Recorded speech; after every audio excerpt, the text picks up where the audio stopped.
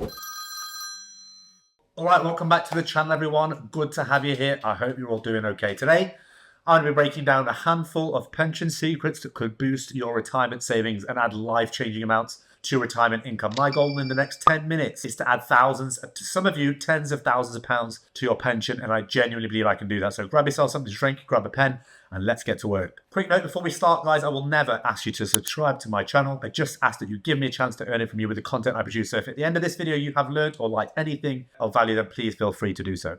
All right, so in order for you to fully understand the strategies for boosting your pension, it is necessary for you to understand why your pension is such a great investment, okay? One of the best investments you can make, in my opinion. So think of a pension as not as a product, but as a special protective tax wrapper that enables you to put money away to save for retirement from your pre-taxed income. It gets put away before the taxman can reach it. So when you contribute to your pension, you're putting money in before income tax is deducted. For example, if you put in £100 into your pension as a basic rate, 20% taxpayer, it only costs you £80. That's because the tax you would have paid if you just took it as salary goes into your pension instead. If you're a high rate taxpayer, for 40% taxpayer, it might only cost you around £60 for that same £100 contribution. So you get an extra boost of tax relief, right?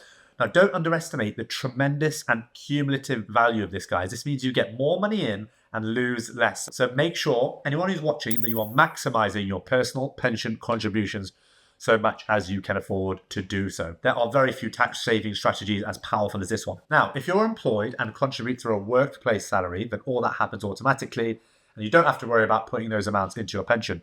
What about if you're self-employed? This is really important. So for those of you who are self-employed, the process works a bit differently.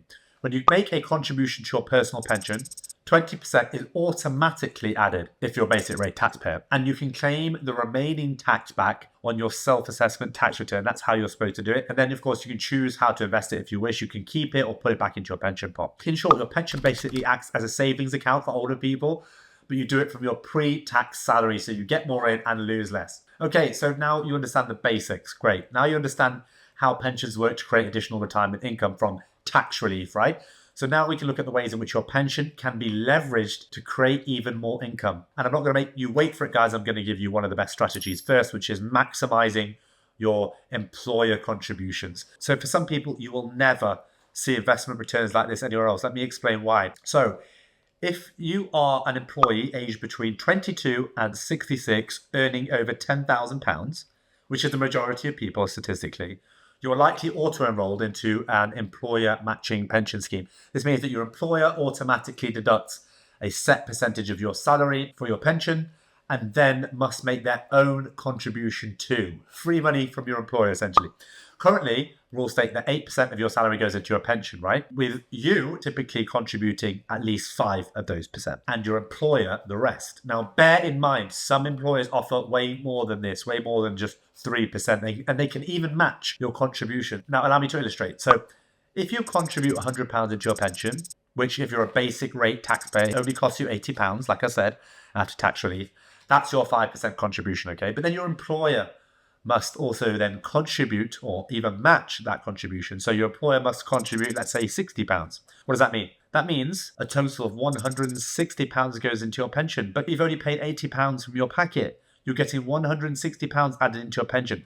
Double the money. There is no savings like that, guys. This is such an important thing to take advantage of. And if you're a high rate taxpayer, listen to this, if you pay 40% tax, you're only paying £60 from your salary. And remember, with tax relief and employer contributions, you'll be getting £160 into your pension pot from just £80 contribution. You can generate tens of thousands of pounds with just this scheme alone. It all cumulatively adds up. So my first tip must be strategy number 1, guys. If you are an employee, max out your pension contribution so much as you can afford to do so that your company employer is giving you the maximum contributions as well. Otherwise, you are effectively giving up a serious pay rise. You should look at it like that. It is giving up a pay rise.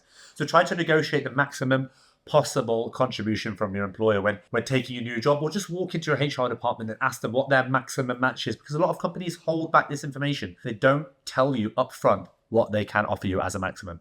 Okay, the next strategy you need to learn is more of a warning, guys, and a deterrent against making a really common mistake that costs people tens of thousands of pounds in retirement income during their lives. And that is how to properly access your pension fund. Because if you get this wrong, you can lose a lot of money in tax. Okay, so once you're 55 or older, you can start accessing your pension, right? But there are some important details to know. Under certain rules, you can only withdraw 25% of that pension pot tax-free. If you take the rest as cash all at once, that money will be taxed, guys. It will be taxed in income tax. Instead of fronting that tax, here are two recommended options. Number one is the drawdown. You can take out your tax-free portion and leave the rest of it invested. Don't take the rest out and just withdraw funds as you need over time. That's called a drawdown. Or there's the annuity, which is you convert that whole pension into a guaranteed regular income for life, though this income is again taxable under income tax. Now, major warning, if you're still working when you're trying to access your pension, taking too much cash out can mean you pay more in tax because you're still in a higher tax bracket. This is a really important thing where people lose a lot of money. Taking your money out early of the pension is one of the biggest mistakes you can make. If you get it wrong, it can cost tens of thousands of pounds that you can't get back. So what I recommend strategy-wise is this is the tactical drawdown. So a smart move will be to take out just the 25% tax-free amount and leave the rest in your pension pot up until the point you retire. Because when you retire, you don't have to pay tax anymore. You're not paying tax. Let me explain that again. So instead of taking out everything and paying tax on it, you could just take out the 25% tax-free amount and you can leave the rest in your pension pot invested until you stop working and are no longer paying tax. So as soon as you stop work or drop into a lower tax bracket, then you take out the rest of your money. And even though this is taxable money, because you're not a taxpayer anymore, or you're on a basic rate or low rate, it's basically free for you. So it's just pure tax-free cash, guys, coming in from all angles. It's beautiful.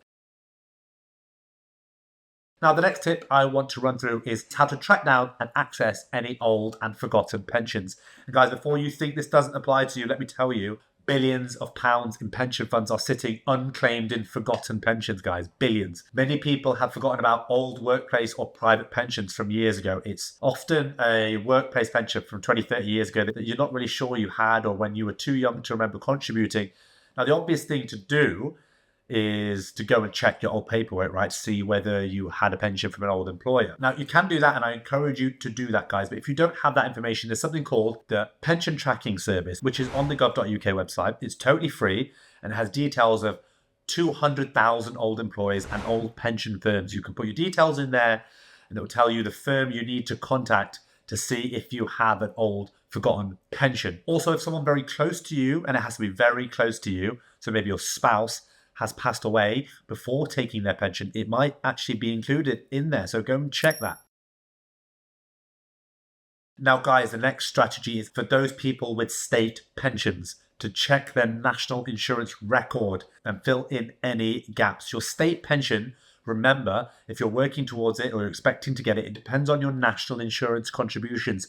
You need 35 years, qualifying years, to get that full state pension, which is extremely valuable. But many people have gaps in that record that they don't know about, which means that they may not hit that 35 years. Since 2016, there have been transitional rules allowing you to buy back those missing gaps, those missing national insurance years, so you can fill the gaps and still get your full state pension. If you have or are working towards a state pension, you need to do this urgently if you want to save that money. But anyway, for those of you here now, the action you need to take is to log into the gov.uk website using your government gateway details. Review your national insurance record, okay? And see if you're missing any years that could boost your state pension. And buy them back, guys. Buy them back. Missing a single national insurance year can cost you significantly. So here's the essential tip. Check your state pension forecast. As I said, it's essential to know if you're set to receive your full state pension, okay, or if you're on track, or how many years you've got left before you reach that state pension. Visit the gov.uk website to view your state pension forecast, okay? Now, if your forecast isn't showing the full amount, then there's a good chance that you have gaps in your national insurance record. So buy them and make sure you're not missing out on your very, very valuable state pension.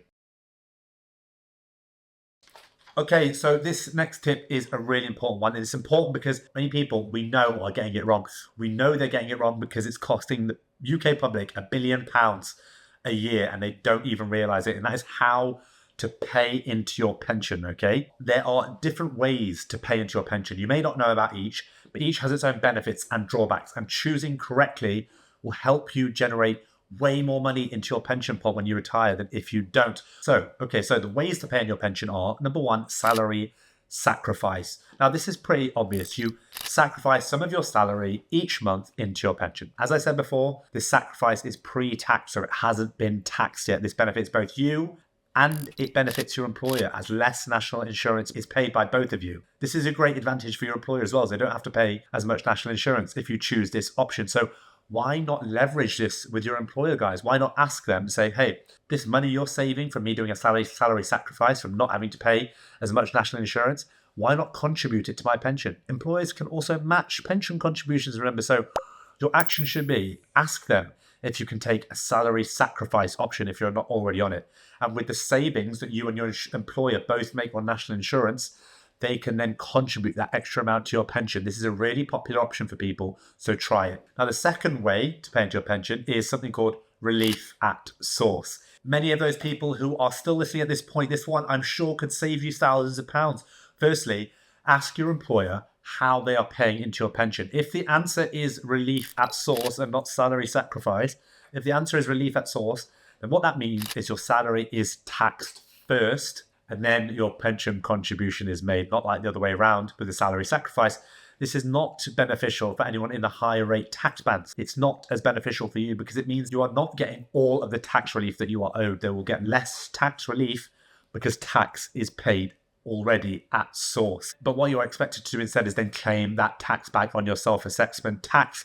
But the truth is, most employees have no idea that that's the case. They probably have no idea that they are even able to do that. They probably don't even know that they are on a relief at source pension scheme.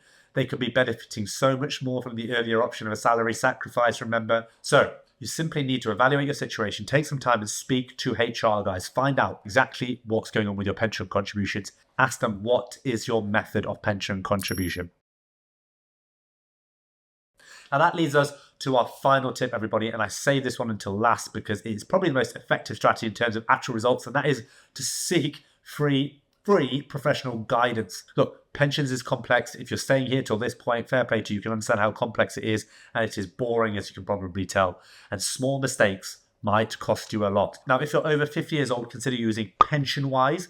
If you are under 50 years old, Money Helper Online offers free one-on-one guidance. These services are government funded. They are free, guys, and they can help you make informed decisions with one-on-one coaching. Now, for any of you out there with large pension pots, say over £50,000, that's a lot of money, right? It might be wise to seek independent financial advice to get more tailored strategies for your pension. Pensions are complex, and that is a lot of money to be worried about. Okay, now look, guys, these are just a few of the practical steps you can take to boost your pension. Whether it's tracking down lost and forgotten pension funds, checking your national insurance record to look for gaps, or switching your payment method, your contribution method to your pension pot. Each tip, although small, can add up to a significant difference over time. It has incredible cumulative value, guys. Make sure you're taking advantage of both your contributions and your employer's contributions. Maximize those. Speak to HR if you can. Don't always give you this information up front, and see what the maximum your employer can contribute. Guys, that sums up all the advice I can give you today. If you have liked or learned anything of value from this video, please feel free to subscribe, and I look forward to seeing you